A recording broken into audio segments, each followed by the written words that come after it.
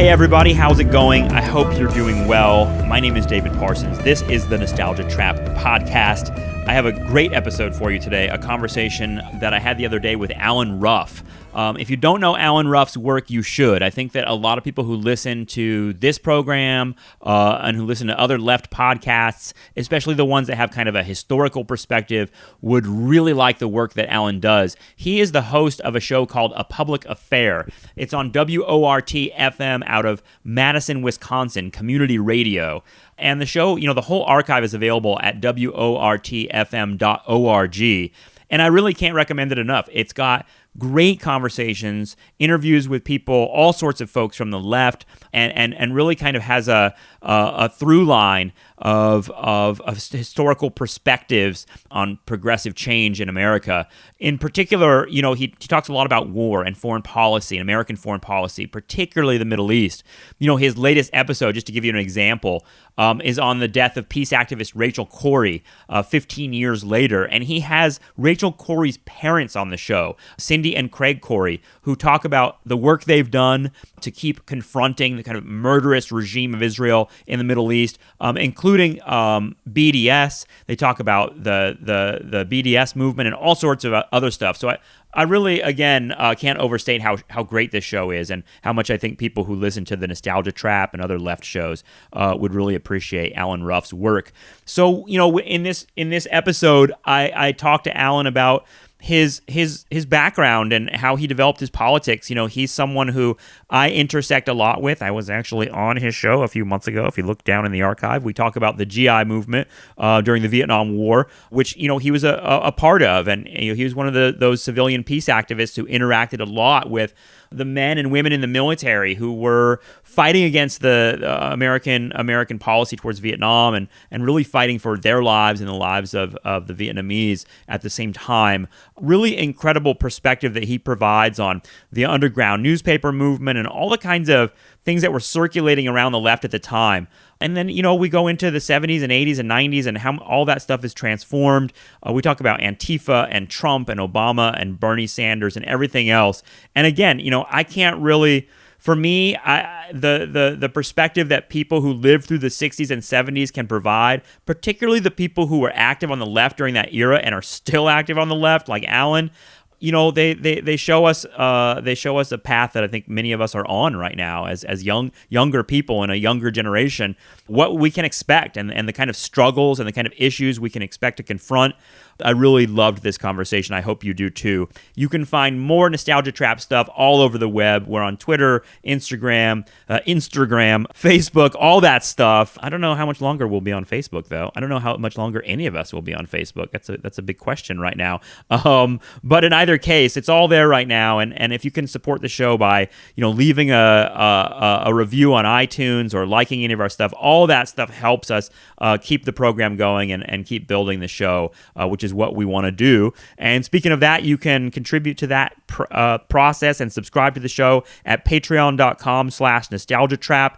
That's where you can click become a patron, give me $5 a month, and you'll get access to all the bonus episodes and the packages, the surprise goodies that I send out every once in a while. Get on the mailing list, and subscribers get all of that stuff. So please support the show any way you can. But if you can give any money, that's at patreon.com/nostalgiatrap. I always appreciate it, and I always am grateful for the support I'm getting. So thanks again, and I hope you enjoyed this conversation. This is me talking with Alan Ruff. You and I spoke on your program a couple months ago, and when we spoke, I kind of discovered, and I think we both discovered, a lot of similarities between our tracks, although we're from different generations. You're someone who has spent a lot of time studying the left and thinking about particularly the Vietnam War and American foreign policy and a lot of things that come up on this program a lot. This program is called the Nostalgia Trap. But I was wondering if we could trace a little bit of your life and let our listeners hear a little bit of how you developed as a historian and thinker. Where are you from originally, Alan? I come out of New Haven, Connecticut, out of a working class Jewish immigrant family background. Folks When I tell people I'm from New Haven, they usually ask if my family was at Yale or if I had some relationship to Yale. Right. And far from it. My father grew up in an old neighborhood that was eventually urban removed, where he spoke Yiddish at home and Yiddish, Italian, and English on the street, and a universe removed from Yale campus, but a mile away. Wow. And so I came up. It wasn't a political family. Certainly wasn't a left family. I describe their politics now as urban Democrat machine, FDR all the way, because those machines, a Democratic machine in a place like New Haven, got things done for people. Yeah, and that was the basis for support. And though there were red diaper babies and people of left sympathies, communists and socialists around that milieu, I wasn't really aware of it. That is, in any conscious sense. Until much later, when I realized who some folks were, but they were teachers, and right. I kind of imbibed from that, and only later realized what I had what I imbibed in, what I took in. You were raised during that period where, I tend to think about it as this period where, Americans had a different conception of government, a different conception of what the government was for, with the kind of New Deal era consensus around those ideas. I mean, I think that's probably a little bit of an oversimplification, because there was always a right wing, and there was always other forces that weren't really along with the FDR New Deal view of what the American government was. But as you got older, what was the history that was surrounding you? I mean, like I imagine this is kind of like the 50s and early 60s that you're coming of age. Right. Well, I was born in 49. Okay. Yep. I graduate high school in June of 1967. Go off to college at American University in D.C. At the time, I selected American U because it was the furthest away from New Haven that I got accepted. That was the single sole criteria, right? Which suggests, of course, that I wasn't very conscious at that time, except for the fact that I knew I wanted to get away, and the further the way, the better. How was the Vietnam War coming to your consciousness? Because, I mean, being 17 or 18 years old in 1967 seems like that would have been a major part of the world that was surrounding you. Right, it certainly was. Now, let me back up a little bit, because I made that comment about not being connected to Yale. Yeah. But Yale permeated the culture at some level that was New Haven. And my first awareness, really, of Vietnam was as early as, say, 60. Aside from what we saw on the aside from what wasn't reported on the nightly news, right? Were these kind of as I said before, I had conscious teachers, and one of them sent us as junior high school kids, really, and then high school. They sent us to these occasional public forums at the Yale Law School auditorium. And the one that I remember very clearly was one on Vietnam, because it was followed by a brief and very small march down through the campus at Yale.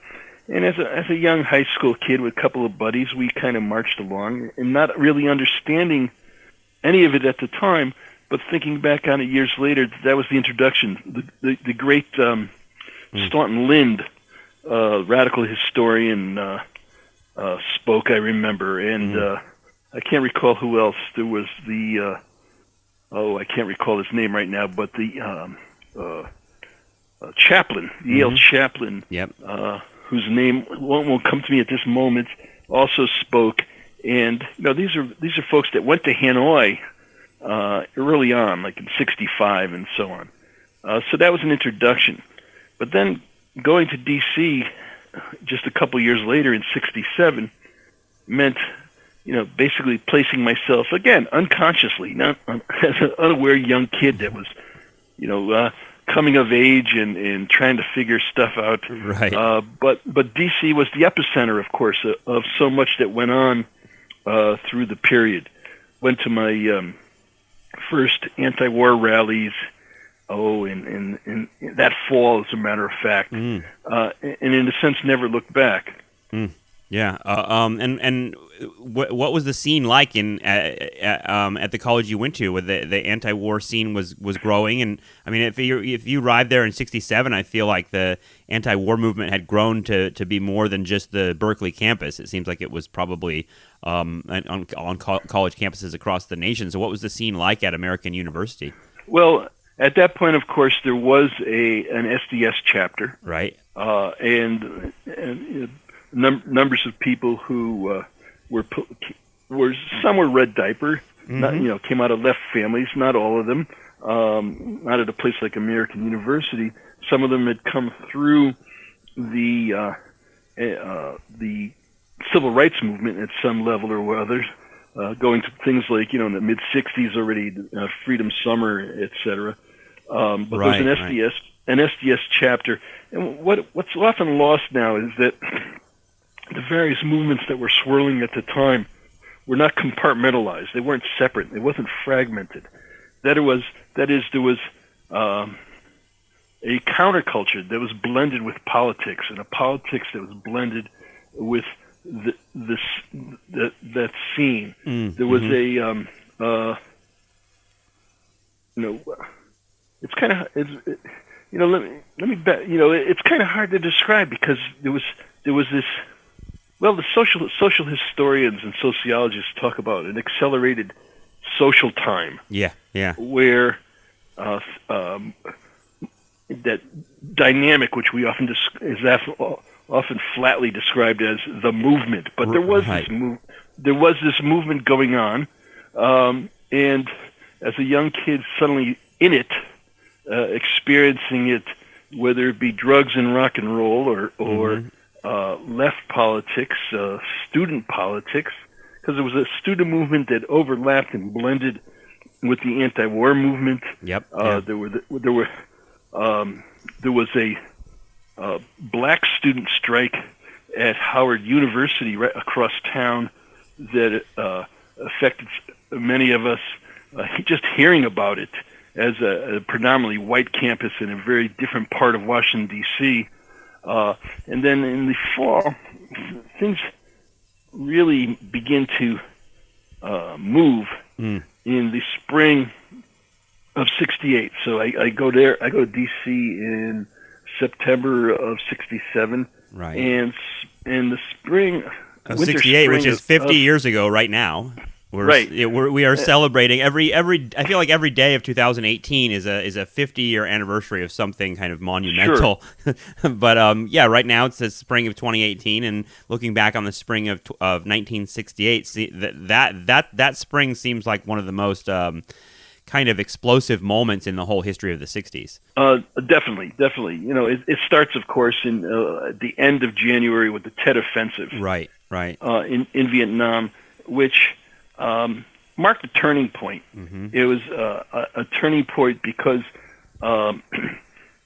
support for the war plummeted, and anti-war activity accelerated after that. Mm-hmm. And that was a key factor.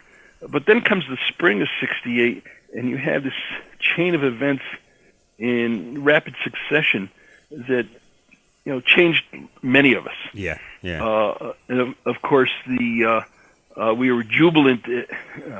I can remember exactly where I was and what I was doing the moment that I heard that Lyndon listen to Lyndon Johnson get on the television and say, "I'm not running for president again," which was a major victory for the anti-war movement and of course the Vietnamese. That is. His advisors were saying at that point already that the war was unwinnable, and there was a war at home, really, an acceleration of mass protest taking on an increasingly militant or radical character across the country, at the time, and that effect certainly had an effect on his decision. And then, what was it, 4 or 5 days after? That was, I think, March 31st of 68. Yeah. Martin Luther King is assassinated on the 4th of April. So a few days later, and within days, if not hours, of his assassination, there were open rebellions across the country. That's right. In major black communities, hundreds of locales across the country erupted. Now they're often referred to as riots, ghetto riots. The ghetto riots of the 60s, yes. Right. There's been a chain of them earlier, starting in 64, major riots. And there'd been some 400 of them up until the time the king was assassinated. But this massive explosion after King's murder really left a huge imprint on the country. And for good and for bad, it seems like. I'm sorry? For good and for bad. Sure. Yeah, that explosion, I think it caused in some ways a period of real kind of critical reflection among people on the left, but also, the right wing used that stuff as red meat for all the things they wanted to do. That's exactly right.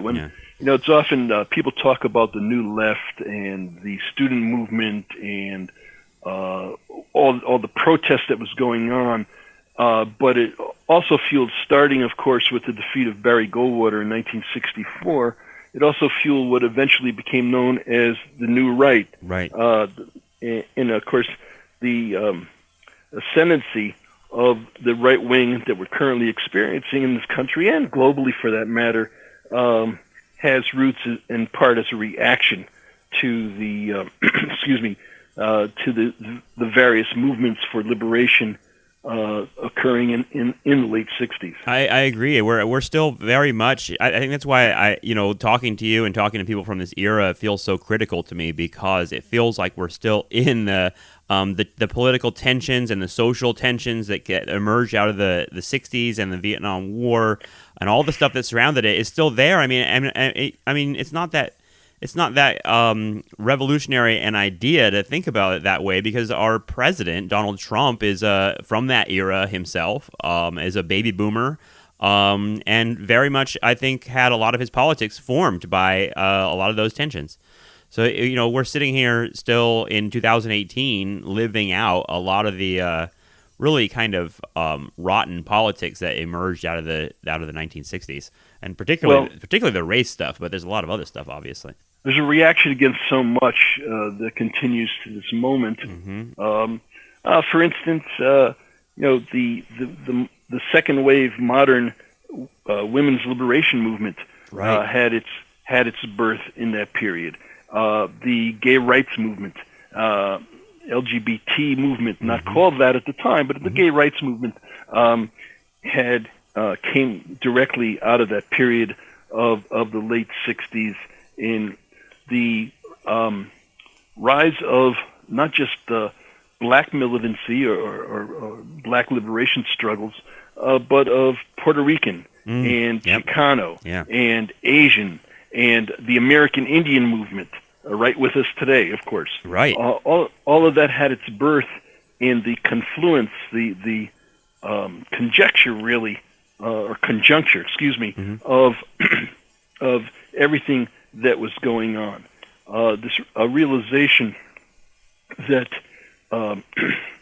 piecemeal and slow evolutionary reform became apparent to many people was not going to make it when conditions were the way they were. Right. And what is your, you're a young person and looking at all this stuff. The 1968 kind of the stuff that happened with Martin Luther King being assassinated, the major social and urban, upheavals that came after that, and then Robert F. Kennedy being assassinated in June.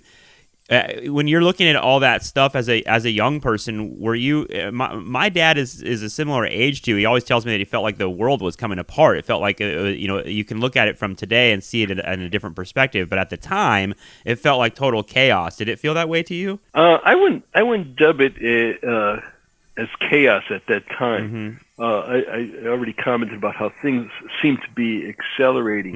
Mm-hmm. My good friend and age cohort, comrade, Max Elbaum, wrote a book, pulling from a phrase that was current in the period, actually from a Bob Dylan line, about revolution in the air. Mm-hmm. And people, it's so difficult to describe now, because there was that mood, that a hope, and it was inspired by so much. It wasn't just what was going on in the States, but that same spring of '68 was the massive student and worker rebellion, mass strikes in Paris in May of '68. That's right. There was Mexico, mass demonstrations, and then a slaughter at the time just before the '68 Olympics in Mexico City. There were movements all over the place. There were movements. It just wasn't Vietnam, but movements for national liberation in Africa. That's right. In the Middle East, in South America. People forget that and I didn't realize it until later, but the revolution in Cuba was a huge That's right. inspiration for lots of people that still understand it today. And there was a departure, a separation from what was the old left. That's right. That had been that we're still fighting about on the left, that turn. Sure. But I wanted to talk to you. I wanted to ask you kind of in terms of politics. Were you I think of the Vietnam War as that liberals ultimately were kind of responsible for the Vietnam War, but also turned against it at some point. But liberals would kind of view the Vietnam War as an anomaly, a tragedy, something that kind of was not part of was a mistake that never was really part of their project. But leftists saw the Vietnam War as something connected to something bigger, and saw the Vietnam War as an opportunity to examine capitalism and all that kind of stuff. And that divide between liberals who really believed in the American national capitalist project and saw the Vietnam War as kind of an aberration, and then leftists who saw the Vietnam War as totally part and parcel of the whole capitalist project. Was that a line that you were kind of were you aware of? I mean, it took me. I talk about this on the show a lot. That it took me a while when I was young to figure out the difference between the liberals and the left. But what was that line for you like when you were in college at this moment? Did you recognize the difference between those things, and which side were you on? Well, in some sense, I never was a liberal. In that sense that. I didn't feel I fit in. That is, I wasn't a middle class kid. I didn't come really from privilege, like so many of my classmates. I worked all through college and so on. I have an old friend now gone who came up through the Young Lords and the Puerto Rican Socialist Party and the movement out of New York. Yep. And he coined a phrase at one point that's actually quoted by people like the great poet Martin Espada, who also knew this friend David Velasquez. David used to say, a liberal, the definition of a liberal, that's someone who gets up and leaves the room when the fight starts. That's great. And I want to come back. That is great. and I want to come back to something you talk about, because there's two dominant lines in discussing the Vietnam War and what happened during that whole period. The two dominant lines revolve around that mistake analysis. Yeah. The liberal line says what? That it was a mistake. It was an aberration. It was a departure from the Great American Project, from a positive, progressive, manifest destiny American mission, and that's kind of the quagmire analysis that we should have never gotten involved there and should have gotten out earlier. Right. Now the right wing has countered the conservative mistake analysis. Says, it was a mistake because we were never allowed to fight the war that we could have fought to win. Yeah. And we were stabbed in the back by the liberal media and the student movement and these namby-pambies and wimps and so on and so forth. We should have unleashed more force upon the people of Vietnam and really, used our military.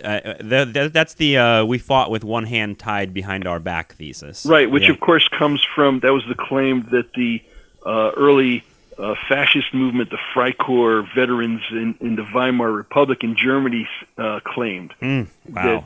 That the social democrats stabbed us in the back, made us fight with, that we could have won the war. The war was ours, but we were betrayed at home. Amazing.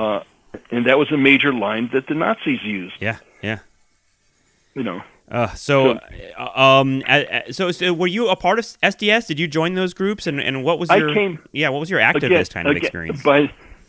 It's interesting because by the time SDS was disintegrating, factionalizing, I had become aware of what it was really, but in a sense caught it at its very tail end, because there was still a SDS and radical influence movement on the campuses and in various communities and so on, and I became involved in quite a bit of that. It got to the point where after college, the other thing that was a major influence for me was the good fortune of getting out of the country for a bit, going to what was then West Berlin during my junior year. And that's a much longer story. How did you end up in West Berlin in college? But there I saw the international solidarity in the German left anti-war movement, huge demonstrations against the U.S. installations and presence in West Berlin, especially after Kent State in May of 1970, and the invasion of Cambodia. From the German perspective, it wasn't so much that they were protesting the murder of U.S. students at Kent, but again, that escalation of the war that by that time, of course, had become Nixon's war. That's right. Nixon had promised, of course, as part of his campaign, that he would get out, and he was driven out. But again, the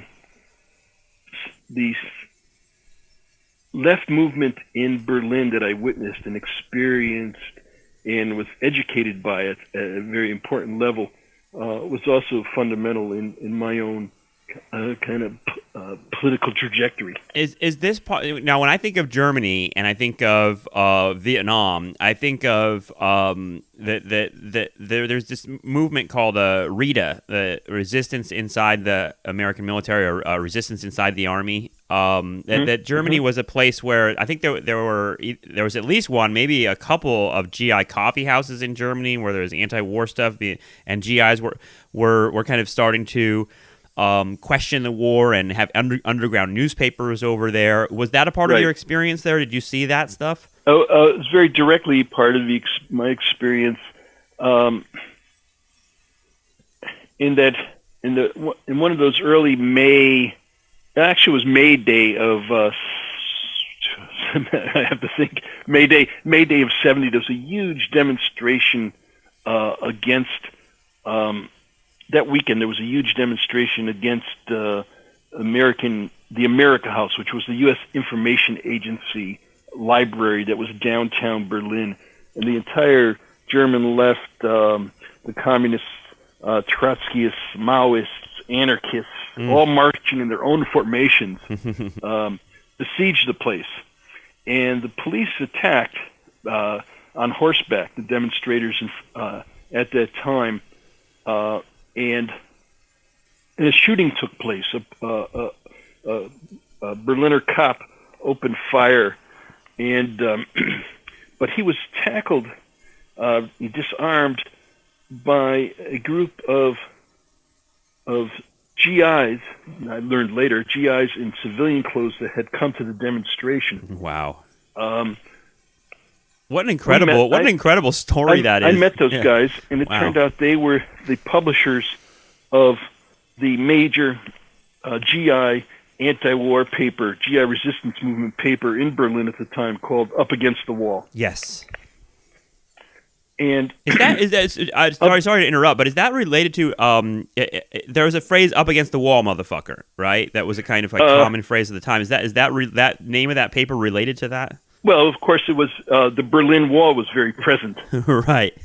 and they were, and it had, when you think about the connotations of it, up against the wall, motherfucker, which was a slogan that came out of the black movement that white radicals adopted.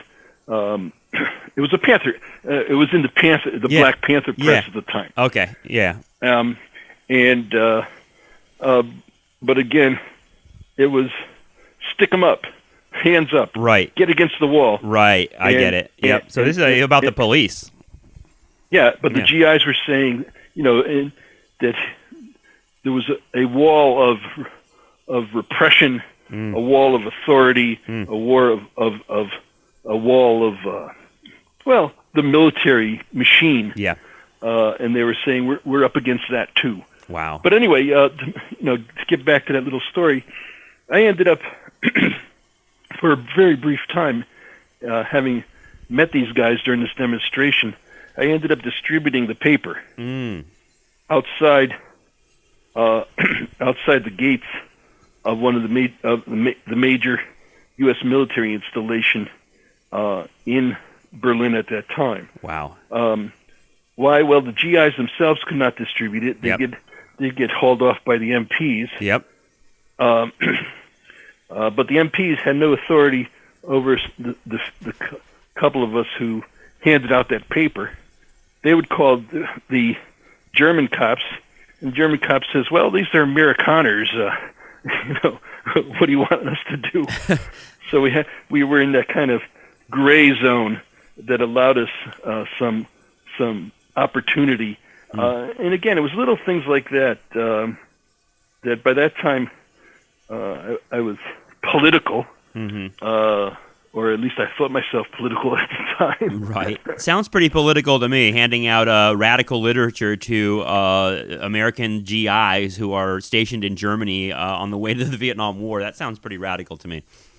Yeah, but I think most Americans would think that. I mean, I don't think I think it's awesome, obviously. But at the same time, I feel like a lot of Americans would say, many Americans, I think today would say, "Oh, that's a treasonous act because you were on foreign soil, distributing this radical literature." Yeah, well, actually, kind of hard to describe that soil because it wasn't inside the base; it was at the gate of the base. And again, we were in this kind of quasi-legal territory. Yeah, but and of course, to someone who would argue, "Gee, that's a treasonous act." Oh, I understand. It's treasonous if you don't believe in the right to political expression and freedom of the press and the right to dissent. That very radical concept, kind of embedded in the idealist founding documents of what we live in. Right. God. The underground press thing is something that I wanted to talk to you about because I know it's something that you've thought a lot about in your life. But I mean, maybe you could speak a little bit about the underground press as a movement of its own, because it feels like there was something. I know that there were technological changes that allowed people to make their own newspapers in the 1960s, and that kind of came at a really perfect moment for the explosion of social and cultural and political activism that young people particularly got involved in that era. But you had this press and this kind of radical press developed. Did you have? I mean, where do you find that stuff? I feel like today young people especially have an idea that information is available on the internet and you find it there. But without any internet, how did you make contact with this radical press? Where did you find those newspapers and where did they come from? Well, in D.C., every major city had some offshoot, right? Mm-hmm. There was from the there were the famous ones, the Berkeley Barb and the Village Voice in its heyday as an alternative press. But numerous cities had them. In D.C., I distributed what was called the Quicksilver Times. Right, I've seen that one. Yep. In New Haven, oh man, I can't even remember what the one in New Haven. I distributed it for a whole summer, and I can't remember right now what it was called. But it had a syndicated cartoon called Rufus the Radical Reptile. Oh man, I gotta look that up. And the Radical Reptile, it starts with some kid getting a little baby alligator, which you could buy in pet stores at the time, little crocodile or alligator, and mom flushes it down the toilet. And it grows to adulthood as in the sewers of New Haven. Wow. And becomes and the image of this radical alligator with bandoliers of bullets and a gun, taking up the armed struggle. I'm looking at, I just Googled this, Alan, and I'm looking at, I've never seen Rufus the Radical Reptile, but there's plenty of material online. It's kind of incredible. This little dinosaur looking thing, grabbing guns and fighting the establishment. That is incredible. Now I like to believe one of those guys that put it out. I just hawked the thing for $0.25 a piece on the street corner. Mm-hmm. But one of the guys said that, see, my last name is Ruff, and I was nicknamed. My close friends back in that day called me Rufus. Okay, that's funny. And so, one of the guys once claimed that the cartoon was named after me. I don't believe that for an instant, but at some level, I'd like to think so. That's if I were you, I would just believe that. Yeah. But and then I came to in Madison, there was several.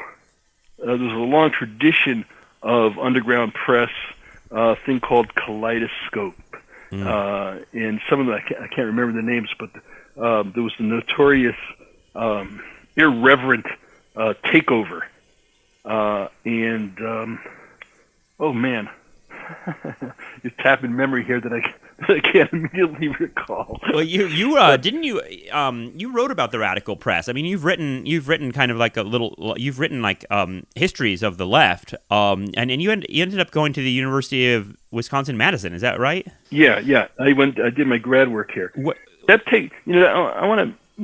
glad you brought that back because. Though I came here, I knew that Madison was one of those radical centers of student activism, and I caught it at its very. I came to Madison for a 10-day visit, which has now turned into 44 years. Must have liked the town. Yeah, well, I call it the Shit Happens School of History. Yeah. And I think I'm in that school as well, Alan. Yeah, but the point, of course, that I wanted to get to is that the history department, especially at Wisconsin, had a number of radical and Marxist historians, critical thinkers, that attracted in turn a whole bevy of radical grad students, starting really in the early 60s. And among them there was a cohort that studied around the great foreign policy critic, historian William Appleman Williams. That's right, yep. And Williams became the Wisconsin school of dissident or revisionist so-called history. But that group put out a journal called Studies on the Left, starting in the early 60s, which became the official journal of Students for Democratic Society, SDS. And in that, one of the most important things that was developed by these young, oftentimes, red diaper or radical grad students, they explored a big question. And that question was Kennedy liberalism. Yeah. Right? Because, the everyone to the, there was this love affair with the Kennedys. Yeah. But Kennedy was often forgotten, was a Cold Warrior, a Cold Warrior to the max. And one of the grad students very famously wrote an essay, interestingly, an essay on Woodrow Wilson's foreign policy, in which he coined the phrase corporate liberalism. Huh. And Wow. that became an analytical tool that was taken up by the New Left as a way of critiquing and understanding the role of American liberalism in not just in defending the free world, right? That was the rhetoric, but in advancing U.S. interests globally in the post-World War II period, if not before. So that was a contribution to a much broader movement that came directly out of Madison, out of the history department that I later joined. And a major influence in my kind of left, development or intellectual development, historical understandings, was the late great Professor Harvey Goldberg. Yeah. Goldberg was by title, a French social historian, but he was also one of these guys that barely exists anymore. You'd have to, I don't know where they exist anymore. Meaning he was a globalist, a globalist in the sense that he could speak about the world, about imperialism, about the transformations of. He could speak akin, I would say, to Eric Hobsbawm. The great Brit Marxist historian. Right. Who wrote this, 4-volume history of the modern world, of the ascent and triumph of capitalism and resistance to it. The first time that I went to a Goldberg lecture, I was visiting in the 10 days that became 44 years. A friend of mine said, "Gee, while you're here, you got to go listen to this guy Goldberg." And he, in the course of a lecture that I sat through, and I had already taken a lot of American history, and I was an American Studies major, undergrad, and so on. But he put two words together that I had never heard anyone use in public before. And what were those two words that he put together? Working class. Wow. Right? Just that. And so he took a liking to me. I was fortunate in that sense, and I listened to him later on. TA'd for him, taught classes with him, and gave me an occasional lecture.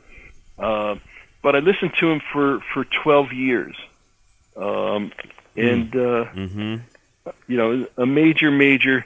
He was a grand lecturer. A style and a form that no longer exists. I think it's been destroyed by the electronic age we live in. And a lot of other developments within the academy. Sure. Sure.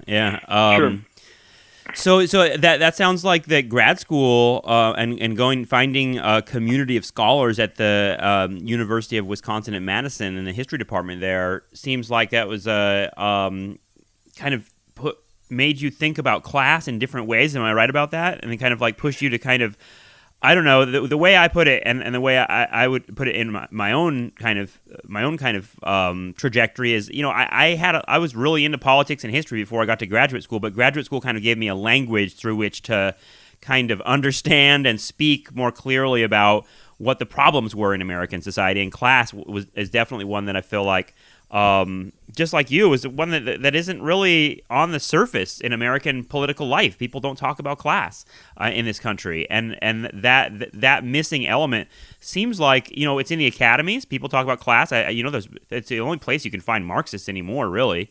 But at what point is class for you kind of the kind of main lens through which you understand American society at that point? And I guess I wanted to think about the larger milieu of 60s, 70s politics. I feel like even with the stuff that was really focused on race, like Martin Luther King's Project or even the Black Panthers, they always had a class element to what they were talking about too.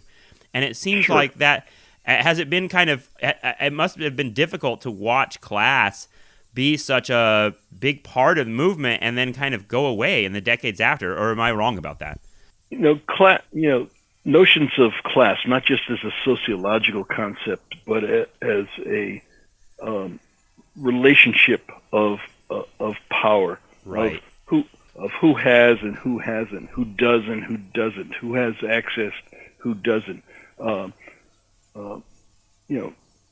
In essence, a critique of capitalism.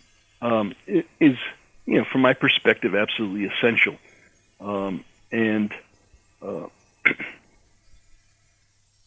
The denial that extends from what? From the McCarthy era purges of the academy and these dominant institutions, the driving out of the left from the universities, the trade unions, the media, arts and entertainment, you name it. And that denial, that a kind of American exceptionalist argument. Yeah, right. That we don't have classes here. That anyone can everyone, if they work hard and all of that, can potentially move upward. Open society, social mobility, class is that old European concept that doesn't apply to an exceptional America. That's still a dominant ideology, of course. Yeah, and on the other side of that, if you succeed, you have the chance, you have the opportunity to succeed, and you could be a self-made person in America. The other side of that is basically saying that people who are poor, it's their fault, and there's some flaw in their character or flaw in their in them as a human being. And that is just, to me, like an extraordinarily cruel element of American national mythology, is the idea that poverty is something that is the fault of the individual. And it's amazing to me that as smart as we are as a society, at the same time, that thought is taboo. The idea that poverty could be connected to structures, or that people are poor because they've been made poor by the system. That thought is still such a that's what I kind of wanted to ask you, since you were alive and active during the 60s and 70s when class was something that people did talk about. And I feel like I have this book that you've probably heard of. It's called The Movement Toward a New America by Mitchell Goodman. Yeah. I have it sitting right here in front of me. Right.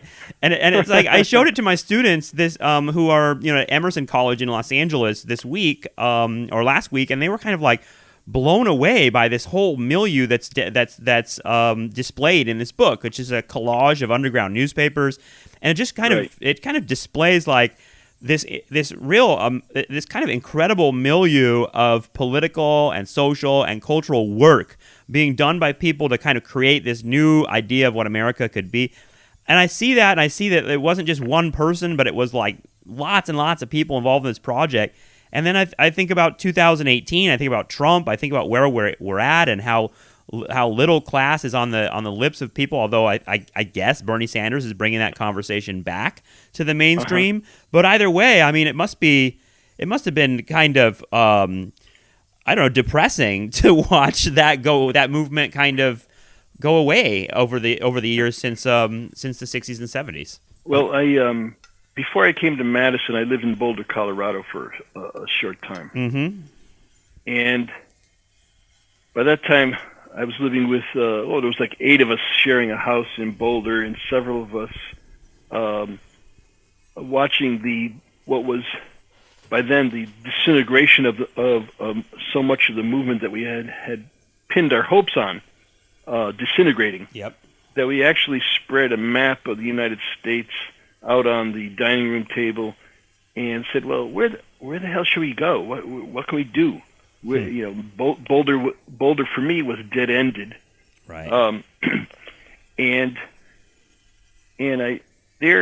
Madison kind of leapt out at me on the map. I had met 2 guys from Madison a couple of years earlier, and they said, "Hey, gee, if you ever get up to the Midwest, come check us out."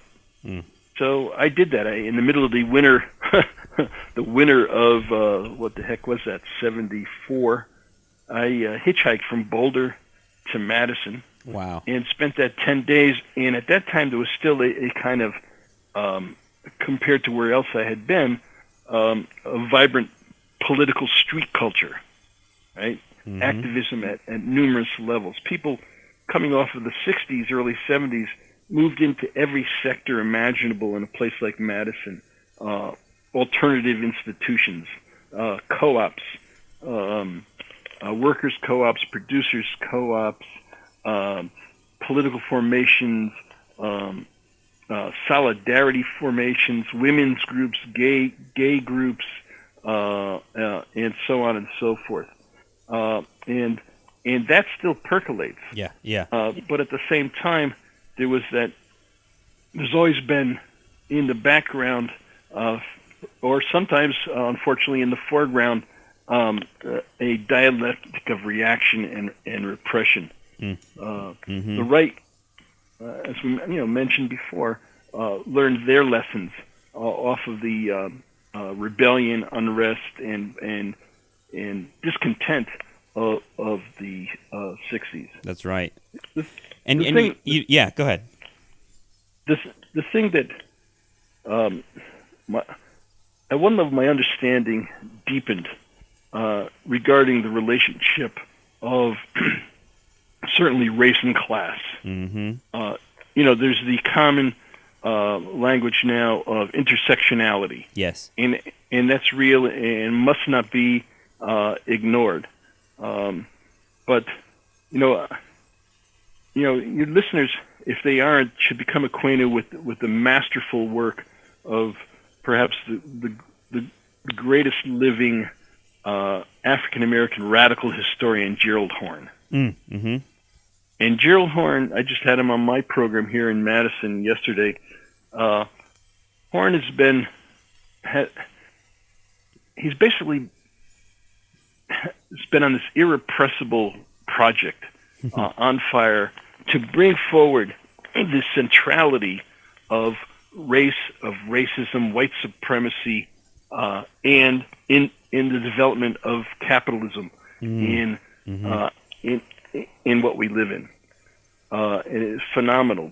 That's great, and that's the kind of place where we like to be on this show, is kind of considering that how entangled racism and capitalism are, and that the kind of notion that we can, as we attempt to confront these evils, have to address them one at a time is a mistake, because we have to. There's a complicated project of untangling these things, but it often gets simplified and into different kind of sectarian battles on the left. Is that stuff that frustrated you as time went on too? Is seeing leftists fight with each other? I feel like that's a hallmark of the left. Is kind of you talked about how you kind of like came to SDS right at the moment that they were falling apart over black radicalism and over violence and over issues of class and things like that. How much has leftist infighting been a part of your kind of view of the left too? I've seen, and perhaps on some occasion have been part of the, what do they call it, the circular firing squad. Yeah, right. But I try to avoid it. I try to Me too. I mean, I mean, I have certain baselines. Yeah, right. And that's, so it's kind of, I guess I guess it's part of my getting older. Yeah, right. That is choosing one's battles. Yep. And letting some stuff slide, and you think, well, Jesus, I would have been down that asshole's throat. Yep. 20 years ago. But now let it go. Yeah. But it's let it go and fight for things that need to be fought for, and pick your battles. Well, people will find their way. People. That's true. I take heart from the fact. There was around this mobilization following this latest school massacre in Florida. Yep. It was a mobilization of over 3,000 kids. The vast majority of them from the area high schools, and they're having another march tomorrow. We take heart by those those collective outpourings. Now, there's some people that say, "Oh, another demonstration, another rally, another march," but they miss the importance of the subjective factor of coming together as a body, as a community, of seeing like-minded folks in the streets with you. It breaks down the isolation, the compartmentalization, the atomization that keeps this system as functioning. Yeah, and, right? and the internet and social media has kind of accelerated that impulse of alienation and isolation. And I feel like the Parkland High School students, and watching that kind of explosion of activism come out of young people, it's inspiring in a lot of different ways. But part of it is that feeling that there might be a desire, and I think there is across the society for social interaction that isn't mediated by the electronic, and that is back to the streets. That kind of street politics scene that you talk about in the 60s and 70s. I mean, that's what I wrote about in my book about GI coffee houses, right? This idea that you need physical spaces where people can get together and have conversations and feel like they're not alone in feeling these radical feeling through their way through these radical ideas. So yeah, I mean, I feel if there's any hope to me at all, and I'm not a big person on hope one way or the other, I guess, but like I kind of just try to read the situation. But watching those high school students, become active in this way is certainly, I don't know, it's energizing. Right, it makes me feel like there are people that do get it and that do want to do something that changes and the direction of this country, which seems like it's going in a very dark direction. Right. We often forget that the major movements for historical change have often been led, pushed, propelled, accelerated by youth. Yeah. Yep. Right. Martin Luther King was 38 years old when he was assassinated? Yeah, 38, 39. I don't think he had turned right. 40 yet. Yeah. Right, which means that at the time of the Montgomery bus boycott, he was in his mid-20s. Yeah. Right? Yeah, I think he was about 25 years old when the Montgomery bus boycott happened. Yeah. And when the Hermanos that took Havana in 1959, when the Cuban Revolution took place, Fidel was 33, I think. Yeah. What I'm saying here is that we have to nurture and educate and help our young folks along. I agree. Being able to step back. Now, the downside of that is that this is a culture that sidelines, discards, disposes of the elders. Mm-hmm. Yep. Right? Yeah. The traditional cultures have always did look to the elders for advice, counseling, wisdom, and so on. And of course, when a lot of us that came up in the mid-late 60s, early 70s, we knew it all. We had it all figured out, and you can't tell me a goddamn thing. Right. Right. The kind of arrogance of youth. But don't trust anyone over 30, right? I mean, the movement toward a New America book that I'm looking at here, and that you apparently have on your desk as well. You know, it's all about that. I mean, there's a lot of, but at the same time, I don't know. Did you feel there were figures that were a little older during the 60s and 70s that I felt like that were influential. And I'm thinking about I don't know, there are like Saul Alinsky and these different radical figures that people look to. Even C. Wright Mills, who I guess C. Wright Mills died in his early 40s, somewhere around there.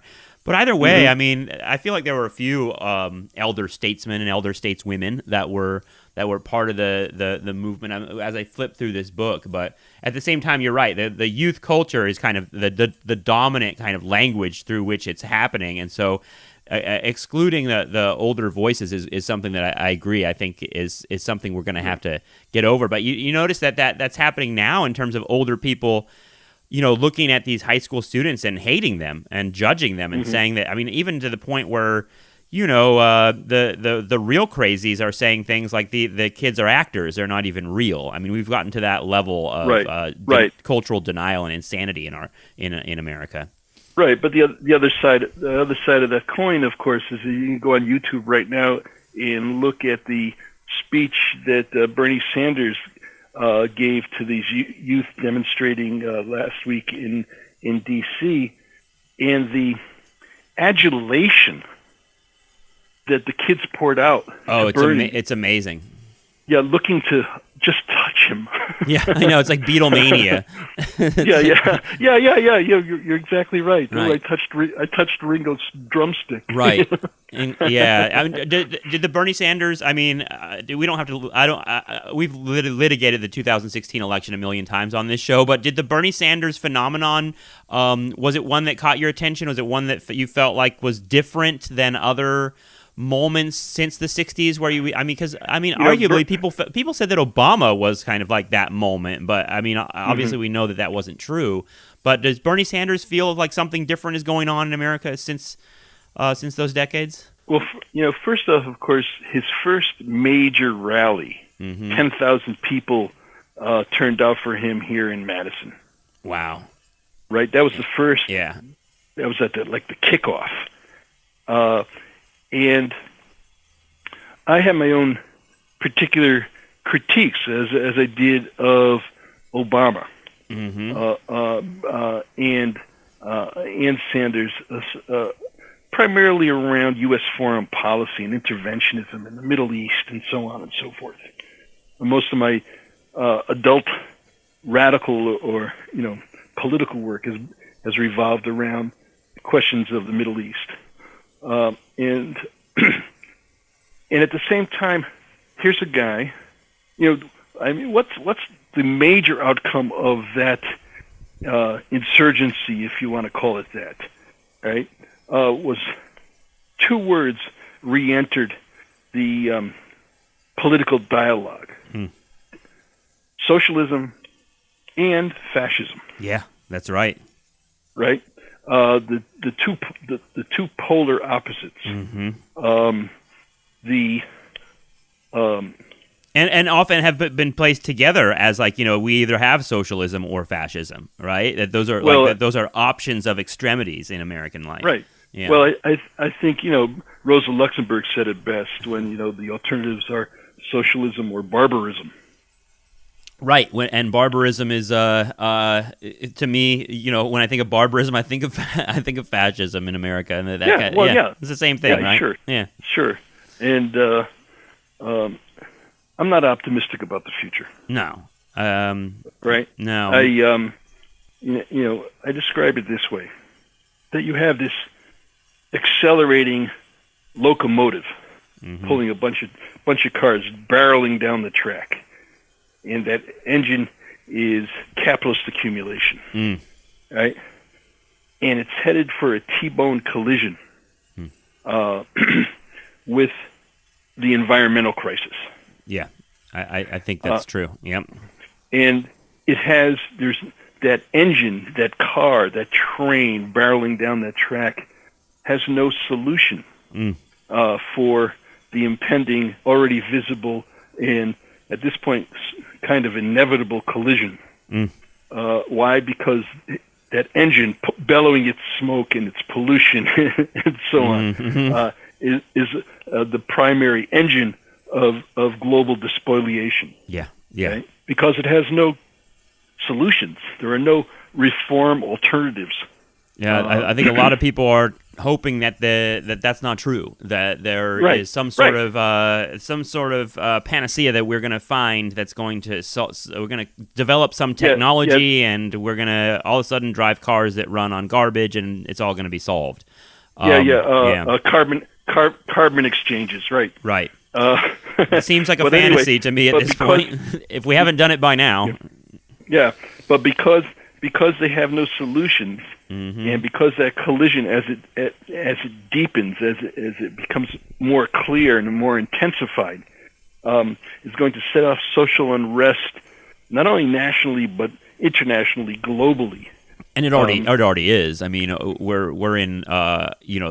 We've mentioned before that there are more refugees walking the earth. I think about 70 million than at any other point in human history. I mean, the rest of the world is already, feeling the effects of climate change and war and the kind of social breakdown that you're describing. Right. It's just we're seeing it in America in our own way. Right, but because the only solution, quote unquote, they could come with is more repression. Yeah. And that's the fascism.